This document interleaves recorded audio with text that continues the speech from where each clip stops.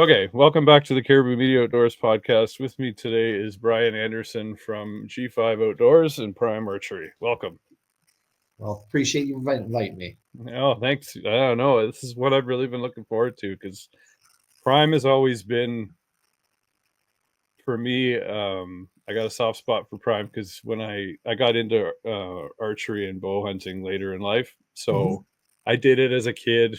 I was on the archery team in high school and then nothing in between high school and then my 30s. And Okay.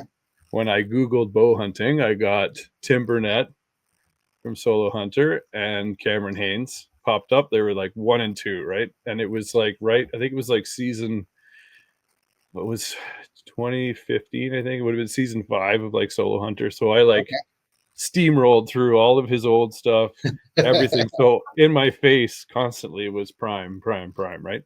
So when I was finally able to go and buy a compound, that's what I wanted, but I didn't have a dealer anywhere. None of the dealers around here sold Prime, so, or at least the closest one didn't. So my first bow was a Hoyt, and then I had 2 years later a store opened up an hour from me, and they were a Prime dealer, and I drove right there, and I'm like, I know I'm not looking. I'm just going to buy one.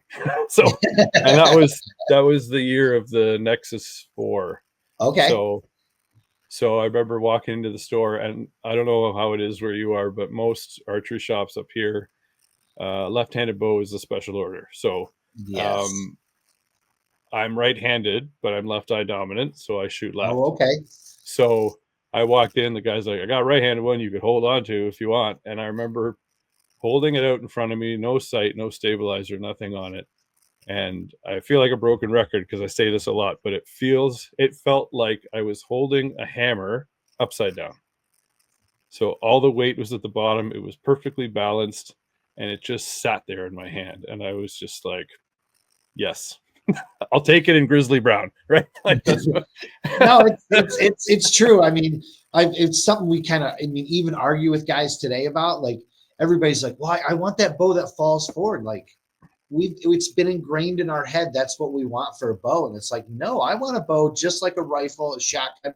When I shoot, I want that bow to still be sitting there aiming. I don't want a bow to move and fall. And it's hard to get that out of people's heads. But once they really kind of put a Prime in their hand and go, oh, I think I like this. I think I get why you guys did what you did, Right. So just to give everybody a bit of an introduction, what your job is over at Prime G5. Yeah. Prime G5 Montana Rifles. I'm the brand manager and community director. So I work with all the pro staffs, work internally with marketing, a little bit on sales. Kind of started off as just I worked at an archery shop growing up. My dad was a professional shooter, so I worked at a shop. I started here in my early 20s, progressed from customer service, tech to sales. Left sales about a year and a half ago now to kind of come over to this side of the umbrella. So yeah, a little bit of everything, kind of dabble in it. There's not a day I'm not doing something on one side of the table versus the other, but yeah. So nice. And I kind of ask everybody the same thing at the beginning. When do you remember when you first picked up a bow, and then how did that kind of transition into bow hunting for you? Yeah, I can tell a story. It's kind of funny because I still remember getting in trouble for this. My dad got me a little Hoyt recurve, like the old. I mean, probably a lot of you guys don't even know Hoyt used to make these really nice little custom recurves. And I remember in the backyard by myself. Dad was at work, mom was inside, and I had like 3 or 4 or 5 arrows on the string at once, like one between all the fingers, just flinging them. And I still remember when my dad got home, he's like, "Hey, heard you shooting your bow today?" Like, yeah, no, like every day, Dad. And he's like, "I heard you were doing something different." No, what are you talking about? He's like Robin Hood. Yeah, your mom can look through the window. And I'm like, all right, so like that's my first memory of shooting. But it was basically because my dad loved it, got into it. He was a big target shooter. He actually won Vegas 30 years ago. Nice. Before it was a big deal. I remember that one too. Yeah, I remember he won $900, not $50,000 like it is today. And so he worked he helped out at an archery shop. So I started helping out there. Started fletching arrows between 8th and 9th grade in high school. By the time I was in 10th grade, I was the archery manager. So I just kind of really fell in love with it. The techie side, tuning, making, helping people, just really kind of fell in love with that side of it. That's where G5 picked me up. One of our sales managers at the time picked me up, and been here ever since. I mean, I love this company. It's a family-owned company. I've had a lot of opportunities, but this is home for me. So Yeah, manufacturing and engineering first, right? exactly. Yeah, it's I love watching your promo videos when you guys come out with stuff, and Nate saying, we don't have a marketing studio because we're engineers first, so you're in where we make stuff, right? Usually the days we're doing videos, it's a lot more cleanup than it is actually working on the videos. I mean, we're an engineering shop at heart. We're a manufacturing shop at heart. We're metallurgists. The Graces have been born into that. I mean, they've been Lou's dad started the company back in the 50s, I believe. Lou took over, and then Nate and his brother Matt took over from there. So I mean, it's been a family company for the last 70 years. So. Mm-hmm. And you guys have got your fingers in a lot of different metallurgy things. You're making medical supplies, all different types of things. So Yeah, we make medical tools, anything bone rasp, chisels, things like that. We make stuff for um, workout equipment. We've made some of the stuff for even like Segway, the little thing that basically balances a Segway. We make a lot of stuff for a lot of gun manufacturers. We've made bows for other brands. When we started, before we had Prime, we actually made a lot of Elite bows, Ross bows for a long time. And that's kind of where we took it. We're already building. We have these great ideas. Like, why aren't we doing this ourselves? Kind of thing is how we kind of transition from that. But yeah, we do all kinds of stuff. I mean, like I said, I mentioned when I said my title, like Montana Rifles, one of our new brands. We're working on that. Yeah, we dabble in anything kind of. If you can't machine it or figure out how to machine it, we're pretty good at figuring it out. So yeah, and just spectacular technology. The center grip's been around for a long time, and there's a reason for it. There's a reason why it didn't go away. After a year or so, it's not a gimmick, right? Like exactly. it actually works, right? And the nano grip with the aerogel, like that was an awesome addition. I can remember specifically being in a tree stand with another bow that I was shooting and feeling the cold of the handle, and like, this is terrible. Especially where you're at, it gets a little cold up it there. gets a So little cold. So when I had the Nexus 4, I was just like, okay, this is a heck of a lot better, and even better if you're actually holding on to it, because then the heat from your hand gets held within the aerogel, right? yep. So you guys flipped the switch this year and really changed the game with the form. We did. We've been looking at let's just put it, not just carbon but other materials for a long time. Like I said, metallurgists at heart. So we looked at magnesium, we looked at all kinds of different things, and we looked at like what is the next transition into the evolution of a bow riser, and we weren't very happy with the consistencies people were finding with carbon. Nate started this process 10 years ago. I mean, he traveled to Europe, he traveled all over. I mean, if it said carbon on it, Nate was there trying to figure out how to manufacture it and turn that into a bow product. And we looked at it, and carbon bows, and we're not going to knock them. They're great. They've made a great splash. They're done really good things. The problem is they're all hand laid, which is great for bicycle frames and things like that really don't need super precision. There's certain parts and there's not. Well, we started looking at it and we couldn't find where a riser, where a sight matched a riser, a rest matched a riser, the limb pockets met the riser, where it was consistent from bow to bow to bow. And it's still in my mind from years and years ago with Dave Cousins. Like, if you can produce a bow, if I can shoot a bow one after the other, after the other, after the other, then you're doing something everybody else isn't. And that's even on the aluminum side, So yeah, we looked at different ways to use carbon, and we started looking at what is the strongest, what is the most consistent thing in carbon, and it's tubes, arrows, mass for sailboats. I mean, anything industrial, it's a carbon tube. It's not necessarily a molded. Mostly molded is usually for looks and feels, Ferrari chassis, things like that. And it's great. It's not knocking it, but what we wanted to do is we wanted to make sure when you put a sight on, a rest on, that you were getting the most consistent surfaces, and that's in a machined aluminum surface. We also wanted the strength and the stiffness of carbon. So we've been able to kind of figure out how to bond carbon and aluminum together. It's not an easy process. That was probably our biggest hurdle to get to where we're at today with the new AST riser. Yeah, advanced structure technology is what we're calling it. And the reason we're calling it that, because we don't want to necessarily call out carbon, because if there's a future for different changes in materials and things like that in the future, we're going to look at them. But yeah, we kind of came out with a big splash. It leaked a little earlier than we wanted it to. We had a bunch of bows across the country that guys were using, and we had sales presentations, things like that. So some of that stuff did leak out a little bit. It leaked on somebody else's bow launch day, so I can't knock it. I wish it was our idea. I wish it really was, but it wasn't. It was one of our dealers leaked it. But man, it was not internal. It was not internal. Yeah, it was not internal, guys. No, it really wasn't. I mean, for us, on the marketing side, it kind of sucks. You have to battle those fights when stuff leaks, But yeah, we've been able to kind of change the process. We got it out there. It really made a splash, good, bad, and different. People's eyes were on it this year. There's a lot of guys that aren't necessarily sold on it yet, but they really haven't put it in their hand. Yeah, it's a whole different feel. It's a different process. But man, does it make the stiffest, strongest risers we've been able to produce.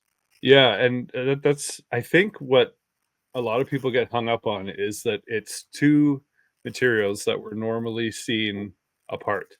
Yeah. Normally, So, it's either aluminum or it's carbon. So at first, when you look at it, you're like, "What am I looking at?" Because your brain's like, "No, wait, what? What am I looking at?" Right?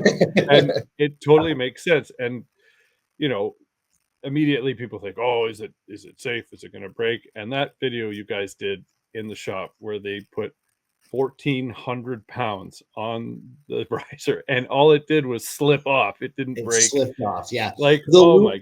The aluminum did bend ever so slightly, but we expected that. I mean, we do that same kind of stress testing on our aluminum risers, and the aluminum tends to bend much before the 1,400 pounds. I mean, we actually built a machine or built a process where we're pulling on the lugs because everybody's very concerned that, possibly the aluminum to the carbon is going to break that bond.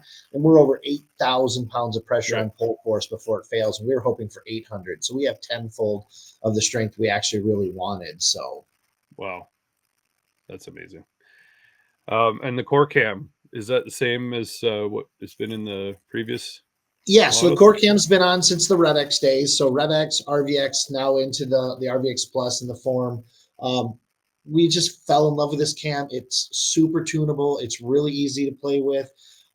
Very, very smooth. That holds really good energy. So you're getting good speeds. I can't say we're the fastest bow, but we're definitely holding good energy. We did come out with a performance mod. This mod should be out in the next 30 days, I would hope, where it's going to get you about another 7 or 8 feet per second per inch of draw length. It's going to be a little bit more of a buildup than the cam is right now, but to me, it's as smooth as anybody's standard cam is going to be our performance mod. So we're really excited about that one. So guys will have the option of being really smooth or having a little more edge to get a bow that's just a smidge faster. So nice. And the modules they're preset for your draw length? Preset for every half inch of draw length. Yep. So depending okay. on the form, 31.5 down to 26.5. They have a built-in draw stop, but it does come in the package with a bow where you can put an adjustable on there. So if you want a little less let off, a little more holding weight, you can play with that. The standard mod right now is about 85%. So okay. Yeah, no, the core mod's really cool. I mean, it changed what we were doing. I mean, we had the inline, but it was our transition between the original parallel cam. A lot of guys that know Prime know the parallel, the weird double cam. But guys started looking at this cam going, well, it's just the same as everybody else's parallel binary or dual track cam, whatever you want to call it. But this cam actually, I call it a helicoil. I don't know if it's the right term or not, but the cables and the string are actually outside. But as you draw, the cable actually moves behind the string. So at full draw, it does exactly the same thing as what our old parallel cam did, in a much easier process. It's down to 3 strings and cables over 5 or 7 like we were with our old system. Right. Not saying that the system's wasn't great, and it still is. I mean, there's a possibility you still might see it in some stuff in the future. But we wanted to try to simplify it. Hunters like simple things, so we try to make sure we're going down the right path on that. Right. And 47.5% stiffer in the riser. Yeah, the carbon is that much stiffer. I mean, the tubes themselves are almost bars. I mean, I don't think you could fit a pencil inside the carbon tube. It's incredibly overbuilt and over stiff, but we wanted to start that way. If we go lighter in the future, that's a possibility. But yeah, it stiffened up the riser incredibly. The first time you draw one, When we get a lefty finally in your hand at some point, you can play with it. But Hey. you can feel it right off the bat. The back wall's stiffer. You can feel there's no flex in the riser. I mean, people don't realize how much a riser's flex when you're actually pulling them back or doing this stuff. This riser is incredibly stiff. So the cams stay in time better. You're more consistent across the board when you can get this much stiffness into a riser. Yeah, I've talked to a couple of people that have shot them, and they said it's like nothing they've ever shot. It just is so dead. Yeah, And I and know that's that's a term that gets thrown around a lot, but it. yeah, they were saying you just have to There's shoot it. usually a difference in feel between carbon and aluminum bows. In the same thing with noise and vibration, things like that. Carbon tends to be a little stiffer, but it doesn't tend to absorb the vibration, things like that. This bow, I mean, almost identical feel carbon for aluminum for, say our RVX plus 34 to this one, almost identical. You're just basically being able to stiffen up the riser and get another half a pound out of it. So, I mean, you're getting the benefits of really where carbon should truly help. So, And for tuning purposes, you've got the spacers with that tool, so it's yep. quick action in Yep. and So out. we did that 2 years ago. It was a much wider system, but we narrowed it up this year. So the axle itself, you just loosen the axle in a bow press, and then you can have a tool. The shop will have the tool. You basically just pull the shim out, push it back in. You don't have to pull the axle. You can if you want, but it's a much easier.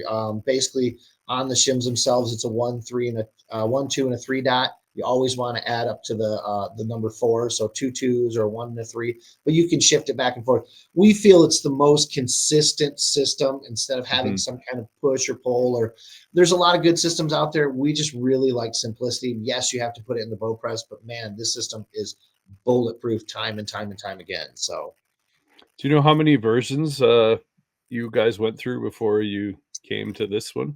a lot. I mean, I'm talking revolutions in the riser. Oh, God, I want to say 50 to 100. I mean, there Mhm. was the original bow. So if anybody's seen the launch video, Scott is kind of our Yeah, driest but funniest guy in engineering. He's just it's holding a hilarious. box full of parts. That was the OG That's right. risers.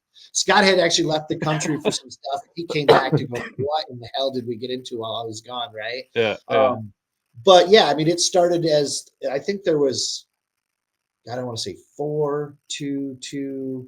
12 carbon poles in the original design. And we've been able to kind of figure out, okay, carbon doesn't work great in that location. Let's change it to aluminum. And then just slowly progressively changing it, making it stiffer, changing these, certain attributes on it.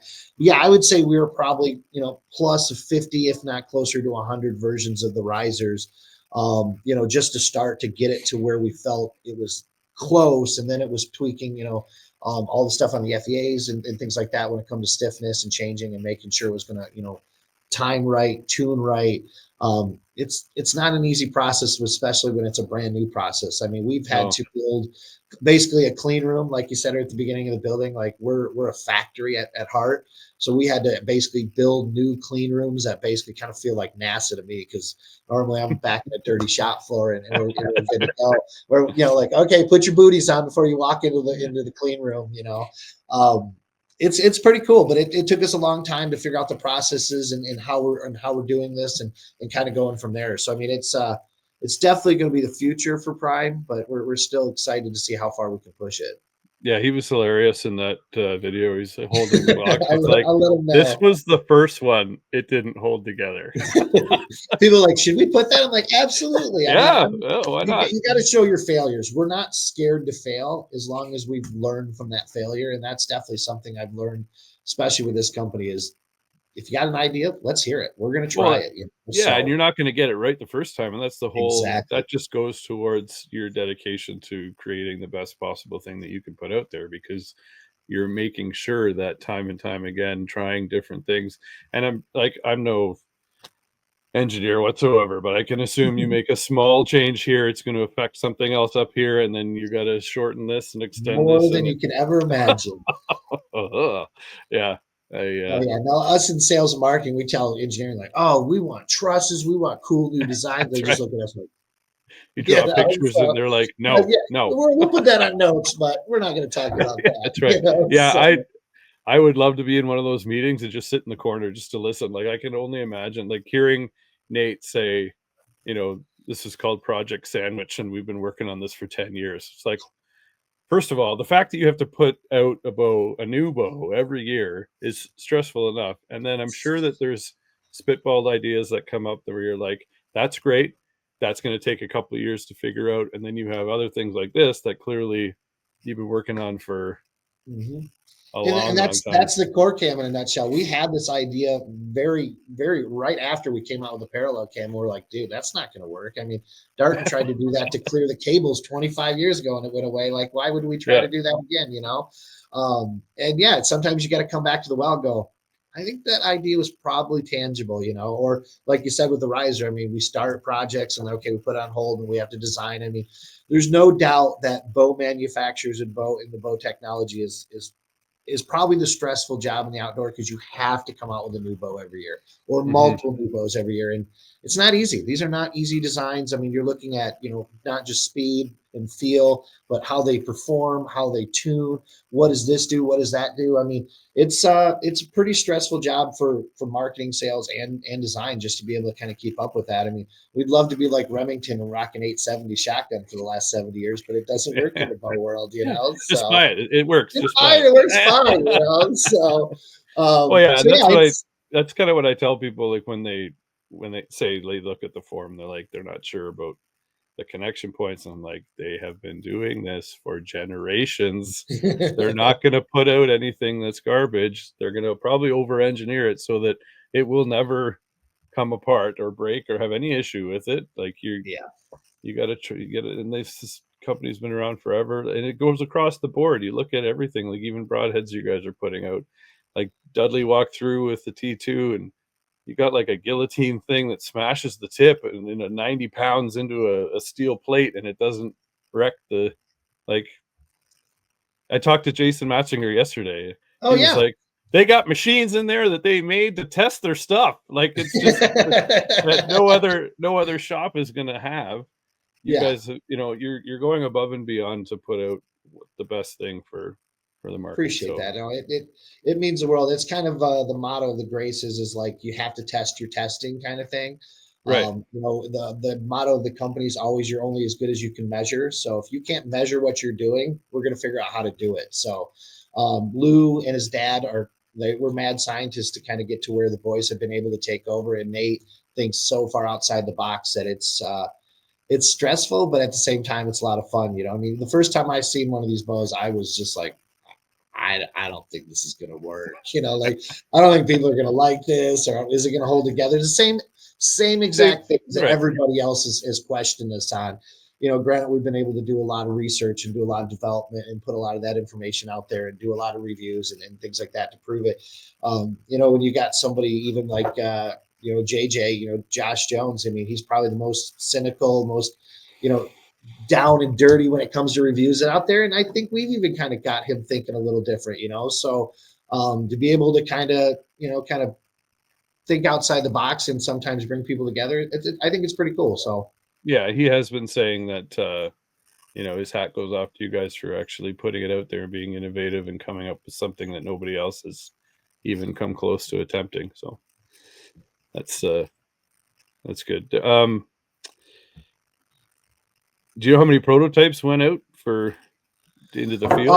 yeah, so I think there was I want to say exactly because we had them all numbered up to 21. I think actually 18 left the building. Okay. The rest of them were some of the. I mean, we've obviously had more and things like that internally, but yeah, they got shipped out to the very first two were the Brockhouse boys that took them to Alaska on a caribou hunt. Quickly after that, Matt Singer got one. Who else? I'm trying to think of all the guys that got them. Nick from Become One. You know, like it was all early season. It kind of bit me in the ass because I wanted to get some whitetail guys bows early too, but it was like, okay, if you didn't have a hunt in August, you weren't getting a prototype. Right, And right. that's usually not our factor. Like, okay, let's spread these out and get them. Because we were hoping to have some stuff earlier than what we did. And that part of it was we had such a good rapport with the dealers when the reps started running. That's why I kind of pushed our launch back to December, not November, where we normally do. But it Mhm. only allowed us to have so many bows out there before we had to kind of kick into it. But yeah, I think it was about 18 bows that went across the country. Guys like Jeff Helm and, his partner when they did the Elk 101 hunt. We put them through the paces. We sent one to Texas at 120 degrees to chase axis deer. Like we tried to pick the coldest situations, the hottest situations. Are these things going to travel in a boat? Are they going to get beat up? Like we really, really put them through the pace this year. But I'll be honest, like out of those prototypes, I have to say our guys put them through the paces and they had some of the best success most of them have ever had. I mean, we had three mule deer guys that killed 197 inches or bigger, and 197, 199, and a 203 with them. Great caribous to big axis to, it was awesome. Whitetails, like these bows, I don't know if it was a lucky charm or what, but it really we got a lot of great content and a lot of, time out on the field with them. Yeah, Jason Massinger was saying, I said, what did you think of it? He goes, well, I had one of my best seasons ever. Shot, one of the biggest whitetail of my life, and like went through all the animals that he shot with it. It just, I always wonder, like when you're up in the tree and it's freezing and it's snowing and it's a blizzard and everything's getting covered with snow and ice, and you're like, is this gonna still work? I hope so. Yeah, no, I mean, Jason's a perfect example. He's not a guy, if you've ever looked at back at any of our stuff, he's not in a lot of our launch stuff because he's right in the middle of season when when we're trying to get prototype bows out or we're just trying to get ready for launch. This year I told him, I'm like, dude, you have to shoot it. Like we need you bad. Like you are our guy for prime. I need you to shoot it. And he was a little him-hawed about it. And he actually had some back issues going on. So it was like, I got it to him, then he couldn't put it together. And he still put it together, and within hours, he was pounding distances 60, 70, 80 yards in his backyard. Like it went together so quick. I mean, these bows are just easy to tune, easy to shoot. I mean, it was pretty awesome to see. So, speaking of like what you talked about, will the bow like work in the cold weather? I don't think we've ever posted the video, but Nate has some kind of crazy contraption kind of thing where we were actually taking it down to, I think -30 below, and we actually dry fired the bow, and the only thing that happened was there was a little bend in the cam. The riser completely stayed strong. I mean, it was awesome. Like the minute we took it out of the system, like the entire bow turned white with frost.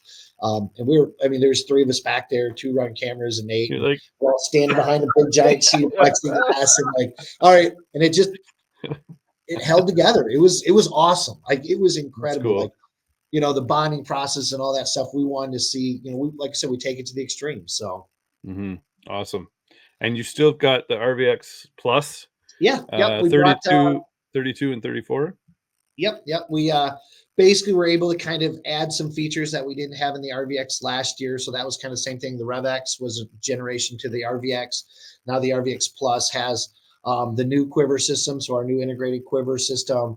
What else did we do to it? So we streamlined the pocket. We went to the narrower shim system. We made the bow lighter, was able to kind of make the bow stiffer and lighter all at one time, and was able to give it some more benefit. So personally, it's the bow I've been shooting all year. I love the form, but everybody in the office and everybody internally was shooting the form. I'm like, we need to have somebody shoot the 32. So I shot the RVX 32 Plus all year. I killed a great deer in Kansas, killed my first elk in Idaho. Just ran the gauntlet with it. I mean, it really performed well. I mean, there's no doubt if you don't want to jump up to the form, the RVX Plus series is still top notch. I mean, it's like I said, it's my best season so far, and that bow is part to do with that. So. And then the Ronan, is that still around for? Yep. Ronan's still 34 inches. Basically, the cool thing about the Ronan is the price dropped to $799 over $850 last year. So the price went down. We didn't change anything on it. So a lot of the bow manufacturers, when they get into price point bows, and it's crazy to say $800 is a price point bow now, but it is. I know, right? Yeah, right. I mean, I remember when top notch bows were $800, but they tend to give you a decent riser. And then everything else is kind of dropped down in performance, from the limbs to the pockets to the cams. Right. Well, we know those are the true hearts of the bows: the cams, the pockets, the limbs. I mean, all that stuff is really where it matters to make a bow. So we basically, I don't want to say we dumbed down the riser, but we just made the riser much simpler. Not as much cutting. We straightened it out. It doesn't have the swerve. It didn't have a lot of the options, but we were able to keep the same pocket, same limb, and same cam systems that you get on the high-end bow. So the Ronan by far is probably one of the more premium bows at that price point. I mean, hands down, we sell a pile of them, and everybody that shoots them loves them. I mean, it's definitely one to take a look at for a guy that doesn't necessarily want to jump into 12 to 15, $1,600 for a bow. Mm-hmm. And then in the future, I mean, obviously we don't know what's going to happen in the future, but with those carbon rods, you could adjust the sizes and adjust the axle length pretty. Yeah, so I mean, without really much change, you can change the carbon tubes. I mean, obviously strings and cables. You have to look at make sure vibration and things like that don't increase or change. But yeah, the option is there to be able to do a lot of adjustability by just changing those things. I mean, it won't be our only options for the future, but we are trying to make it so there is more options. Everybody in the industry uses forgings. It's a big, giant, solid block. It's a very big, costly factor at the beginning of the year. And that's why you see a lot of bow manufacturers don't tend to make a bunch of changes. They do for, the same bow, but very small changes for 2 to 3, 4 years. And then they make a big change. That's usually the changing of the forging year. This is going to allow us to be able to play with a little bit more where we don't necessarily have to do that every year. So, yeah. Awesome. So some of the accessories, you had the tight spot quiver last year. Yep. Or is that gone away now? You've got the so we still have them for the standard RevX, or sorry, the RevX, RVX Plus. We'll still take that quiver. We still have some in stock, but we did come out with a new quiver this year called the Sherpa Light. The triangular hole on the riser. It's going to fit right in there. So we have a single one piece that's going to go on and off, and then we have a two piece. They're both 7 to 8 ounces, so they're extremely light, extremely quiet, low profile. The cool thing I like about them is we really listened to our dealers and our consumers, and a lot of guys didn't want a lot of stuff hanging on the bow. So when you go to basically twist the knob, the entire bracket and everything comes off the bow. There's no mounting system that has to be screwed on and left on your bow. So when you're not using your quiver, there's no evidence that there was a quiver on the bow. So it's got a notch in the bottom side of the quiver made to hang on a branch. So it's a really cool ultra lightweight quiver. Those are going to be hitting the shelves here in the next 30 days or 40 days or so. Comes in every single color. So that was an option over the tight spot where we just had solid colors last year. This year we will have, you name it, we're going to have it. We're having any color combo you want. So yeah, that morel color is like, I think it's my favorite, and that was I think it's everybody's favorite. Yeah. We need more morel paint. We need more morel paint.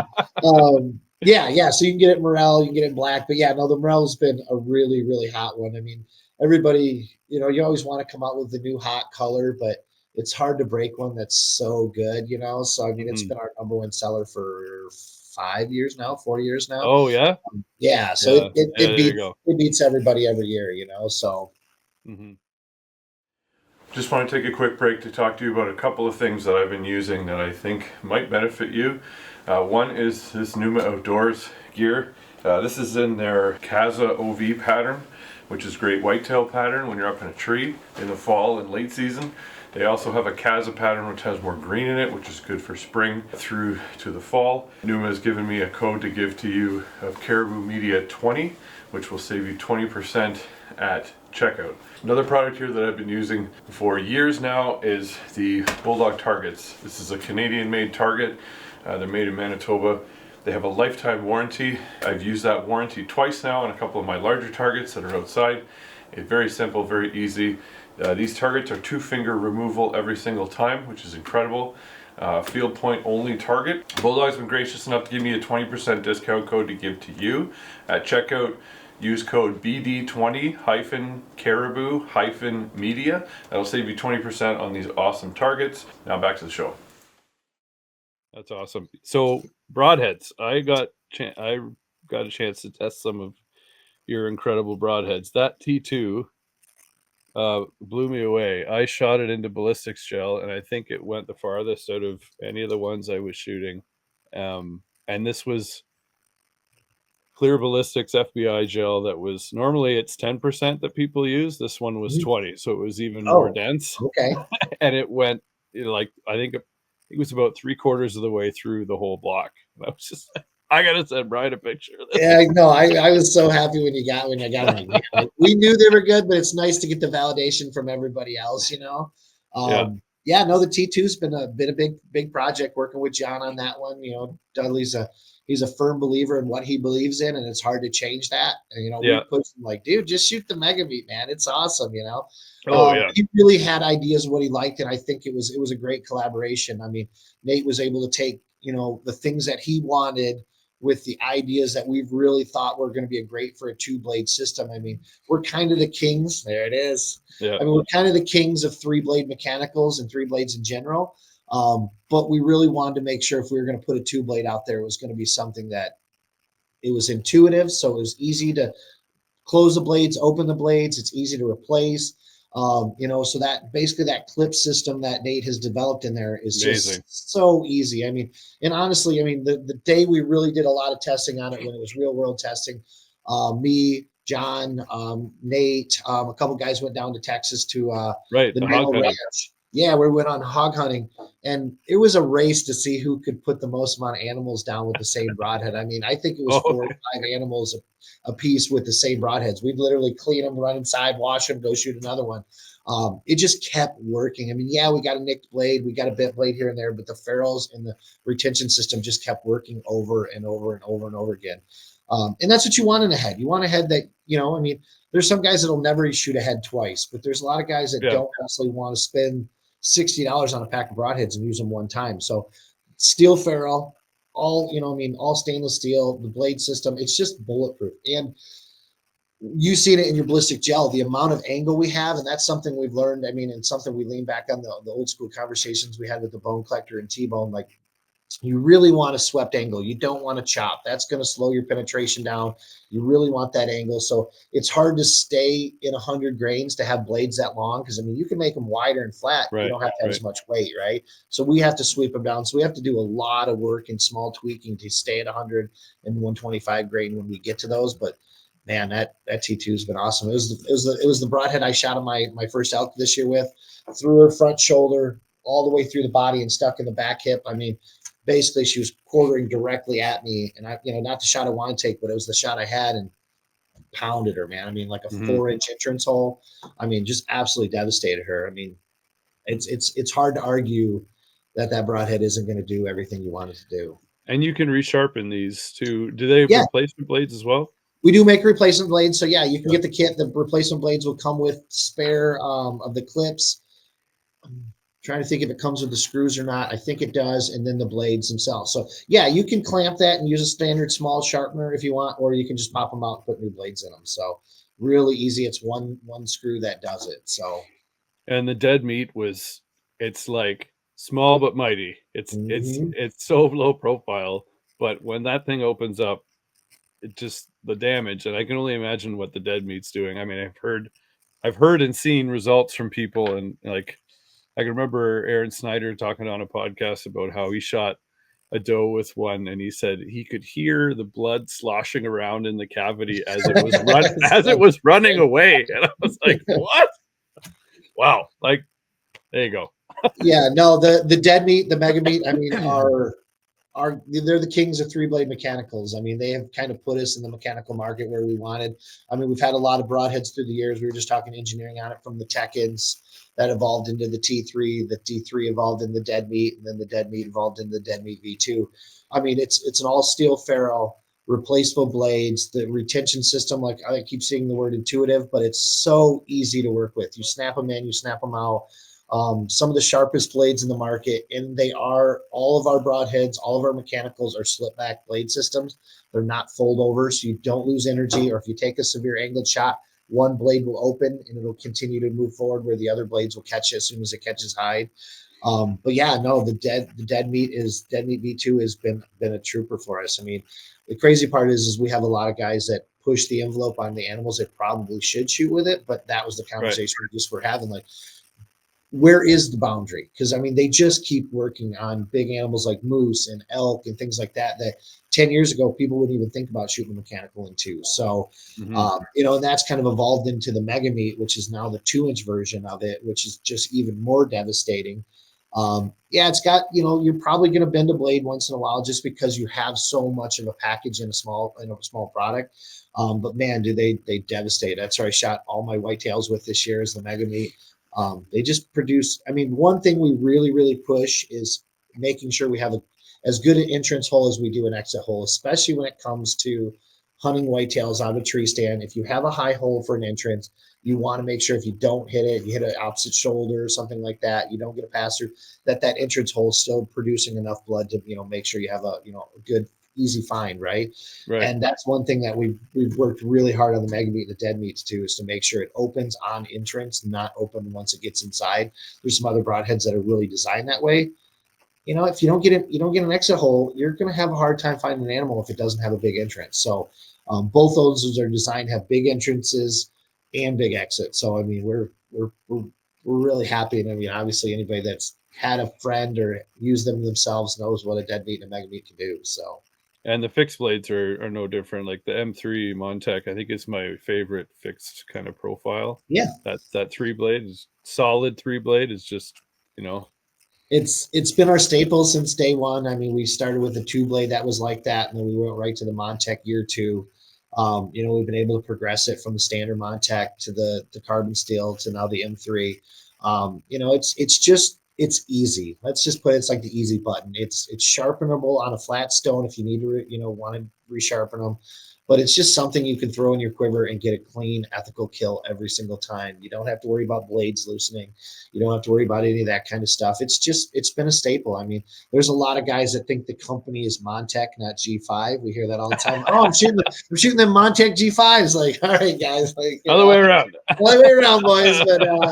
But yeah, I mean, it's been a staple. Then we've kind of transitioned into the Striker, which is basically a Montec with a replaceable blade, so it has a little bit sharper blade, but it's just kind of personal preference at that point. Are you a guy that can resharpen, or are you a guy that wants to replace blades? Both of them are going to do a phenomenal job on any animal, really. So Yeah. And another thing people need to know: free strings and cables every 2 years for the life of the bow for the original owner of the bow. yeah, so there's two things to that. So it's our shield program. Every 2 years, just as long as the bow's been registered, you contact your local dealer. We ship a set of strings and cables out there for free. They may charge you to put it on. You can put them on yourself, but we do cover that. Also, when you buy a prime bow, after 6 months of owning it, you can take it back to the dealer and we pay you to get the bow tuned up. So if you want to just go up there and check out the shop, and a time of year you're normally there, and let the guys work on your bow while you're doing a little shopping while the wife's not paying attention, that's a good thing to do, right? But yeah, we try to do the outside, the outside thinking of like, okay, really most guys never go back to the shop and probably should get their bow checked again. I mean, strings stretch, things happen, cords on rest stretch. I mean, it's not necessarily the bow, it could be anything, but we just want to make sure the bow's ready to go before hunting season. So it could be right before, it could be right after. So take advantage of that if you do get the bow. But yeah, same thing, free strings and cables for life. If you get a bow, you keep a bow for 10 years, that's 10 sets of strings. You pretty much paid for your set of your bow, I mean, strings are not getting cheaper anymore. So yeah, because when I had the Nexus 4, I used that. I shot the crap out of those strings, and I was like, I think it's time to do. So I took it to one of the prime dealers here, and they put it on. Are they made in house, or are they? They are made in house. Yeah, they are. Okay. We do everything in house on strings. We've tried working with some brands through the years. We just weren't getting the consistency we wanted. That's why you'll see on our strings, it's black and gray strings and all black cables. We want them off the same spool. We want very consistent. We don't go over the top in over engineering. We use great materials, good stretching, great technique. I mean, Lou, when we started this stuff, like he couldn't find a serving jig to work with the string building machines we had. So he basically bought really, really high end bait casters, ripped the guts out, and turned them into serving jigs. So like we thought outside the box. Like I said, you can't find engineered at heart, right? Probably didn't need to do that. But they're still the same machines we use today. So, I mean, really, really consistent. We thought outside the box of pre-stretching the strings at 100 pounds and measuring them at 100 pounds. I mean, when we're measuring our strings, we're plus or minus to a couple thousand. So, wow, that's awesome. You mentioned a couple of hunts. Can you tell us a story from this year for yourself? Yeah, sure. So lucky enough, I was able to pull an Idaho elk tag this year. So this is my third or fourth. It was my fourth year elk hunting. So 2 at the other place, and this will be my 4th year. not my forte. I'm a big boy. I struggle in the mountains, but I try to get it done. But was able to get it done this year. I shot a cow elk. Just kind of we were kind of up on this other side of the ridge from the ranch that we normally hunt, and we heard some stuff coming through, so we kind of duck her down, and it was a bull and a cow together. The bull wasn't giving us any time of day. He basically just kind of moved on through. And my goal this year was to kill an elk. I didn't care if it had horns, if it was a calf, a cow, whatever. My goal was to put an arrow in an elk this year. 66 yards with the 32, like I said, through the front shoulder. She ran 65 yards and piled up. Man, it was awesome. Got to stand with next to one of my best friends. That he's an elk killing freak. He actually. I'm trying to think. He killed a 6x6 the day before, Oh, wow. so it was a good trip. Out of five of us that had tags, two of us tagged out. Another guy in the office, he had some pretty good opportunities, just wasn't able to put it together. That was his first elk hunt. He got to hunt. He's actually he was the one that filmed Jason Matzinger's helicopter hunt. So he's been on some pretty cool elk hunts. So he's able to kind of finally get a tag in his own pocket. So yeah, that was great. I probably spent too many days in Kansas chasing a whitetail this year. I got an opportunity to hunt with a buddy of mine that kills monsters, and my goal was to kill a really mature whitetail. I wasn't overly concerned on inches. I just wanted to kill like a 6-year-old plus, and that was going to be the goal for him. He's like, we don't shoot little ones. You're not even going to get an opportunity. So, you better be ready to bite your lip, because you're going to pass some stuff you probably don't want to. Wow. I'm a Michigan guy. We don't kill big bucks here, but we have a lot of good time doing it.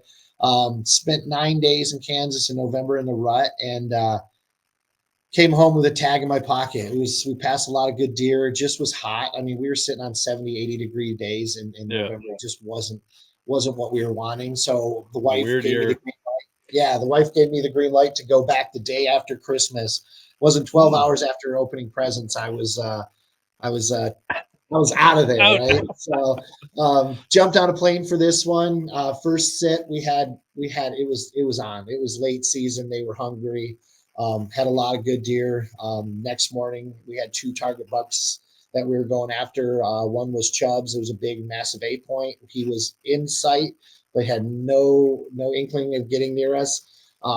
We had also, I think it was 14 other bucks that we seen that morning. It was pretty crazy. I mean, it was about as sequent as you could get. It was basically between $1 million houses and a church. So no way. Yeah, cool little spot just down in this valley. And a deer we called Red showed up out of nowhere. Out of all the deer, everything was coming off this hillside. He come out of the other side. You could instantly see who he was. He had white sacks to his elbows. He's bright red. I mean, all the other deer are brown. So instantly, it was kind of anticlimactic, because within 15 seconds he was laying on the ground. So hit him with a mega meat, piled him up. I mean, he's a really big old 8-point. I was really happy. So killed a buck in Michigan with my buddy there, and just killed a couple does. It's been a really good season for me. Usually I get a chance at one or something like that, but got to do spend a lot of time with some really good friends this year, and got a lot of great stories. So that's amazing. What was your arrow setup like? Okay, so I shot our stack 350, so it was right about 425 grains.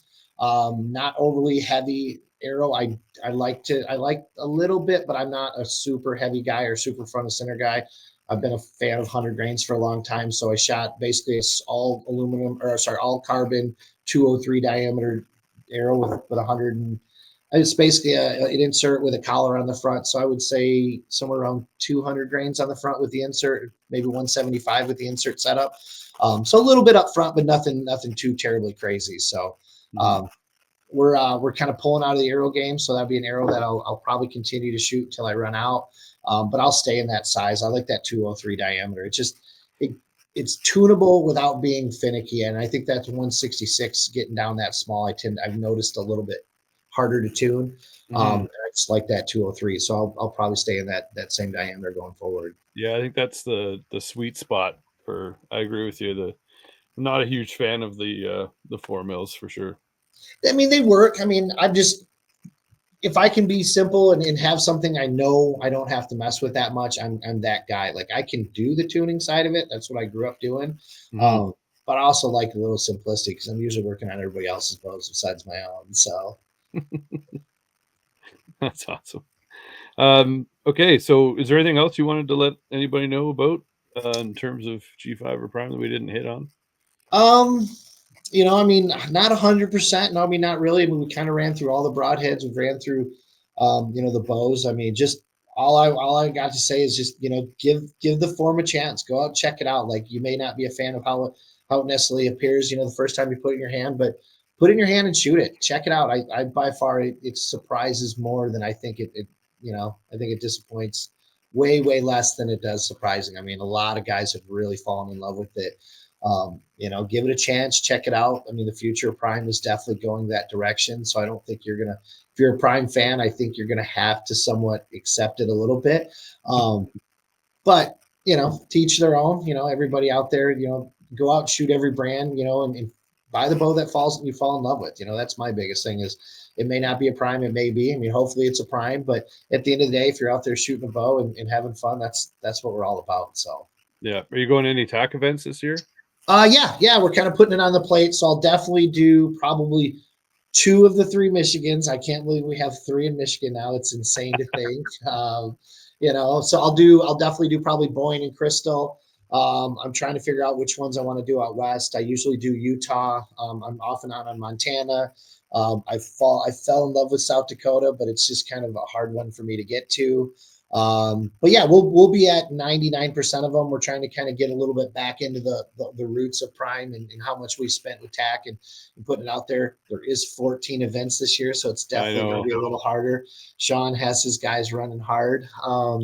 Yeah, it's incredible. I mean, I'm so happy to what he's been able to grow out of that. I mean, if you'd have thought back 12 years ago saying, hey, there's going to be an archery event that 5,000 people show up to, I would laugh.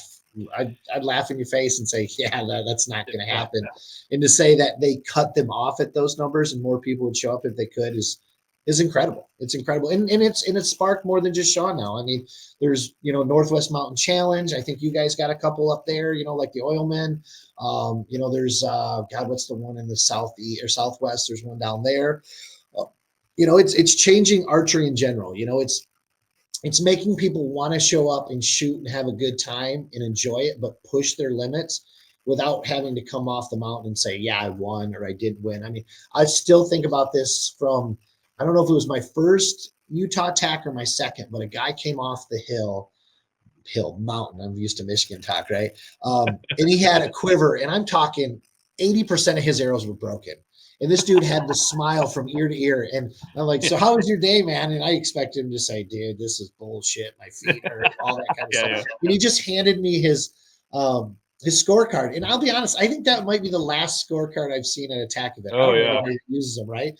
And I opened it up, and it just said Y's and N's. And I'm like, I don't know what this means. He goes, yes, I hit the target. No, I didn't. No, I didn't. And there was a lot more no's on there than there was yes. And I still remember that from like 10 years ago. And I go, Sean has done it. Sean has changed the game when it comes to archery, and people just want to show up in bachelor parties, and people are getting married on the mountain and getting engaged. I mean, it's been pretty cool to see what, Sean and Monica have pulled together. So yeah, I'll be there.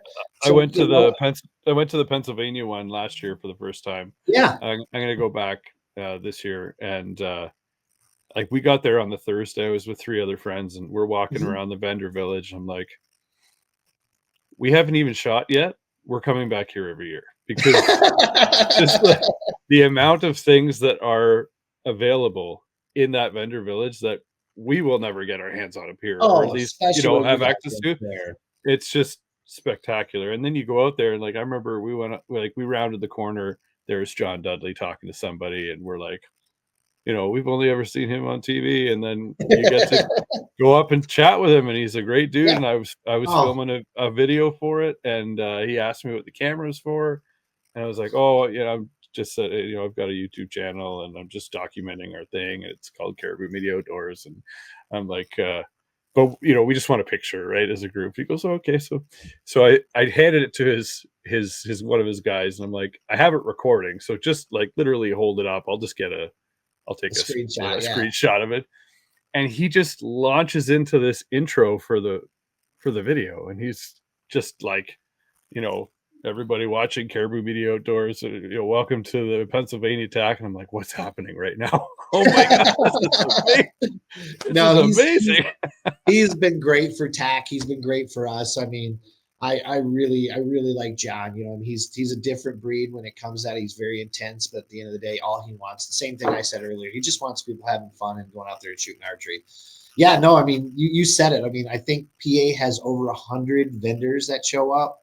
I mean, late night movie outings. I mean, there's events. I mean, I've seen, you know, when Gritty was there running up the mountain. I mean, there's always something to do. I mean, you're not going to Yeah. go to a tack event and not have a good time. I mean, the smaller ones like Kentucky or Michigan are still out of this world, you know, 60 to 80 vendors, you know, and just a good time. I mean, they've turned into like a lot of a lot of my buddies outside the work world are just hunters, you know. So, but they've all like, can I tag along this year? Like, yeah, come on and hang out. And, you know, you gotta work the booth. But That's right. Yeah. yeah, they just it's just turned into such a big community thing. And like you said, Dudley, and then I mean, there's so many celebrities that show up, and they're all just there to have a good time and, you know, crack jokes and, you know, like you said, jump in and do a video with them. And I mean, I think that stuff's awesome to just show like the archery community, the hunting community really looks out for each other. So Absolutely. Yeah, 100%. You're there with like-minded people. Everybody's getting along.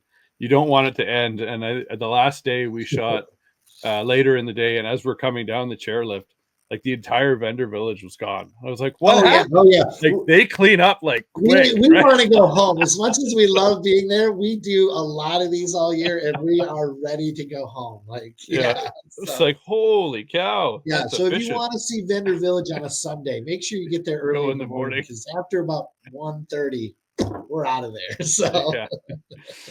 Well, thanks for jumping on here. I look forward to getting my hands on a form and putting it through the paces. I'd love to shoot one, and I you think got it, brother. from what I see, it's absolutely spectacular. So, yeah, thanks for coming on here. Let everybody know how they can find. Well, they should know already, but G5 and Prime. G5 is Yeah, G5 it's Outdoors. G5Outdoors.com, and Prime is G5Prime.com for the websites, or you can just Google G5 Prime or G5 on any social media. We're on Instagram, we're on Facebook, YouTube, you name it, we're out there. Yeah, check it out. Go to the local shop, ask for a form, put them in your hand, and shoot them. Like I said, I appreciate the invite. I appreciate, you know, whoever's out there listening to us chit chat and talk about hunting, you know. But it's been good, and I appreciate it. So I appreciate everybody that's involved. So Yeah, I look. You're welcome back anytime. So as new things come out, or you want to do an update, just let me know. you got it, All brother. right. All right. Thanks. You got Enjoy it. the rest of your day.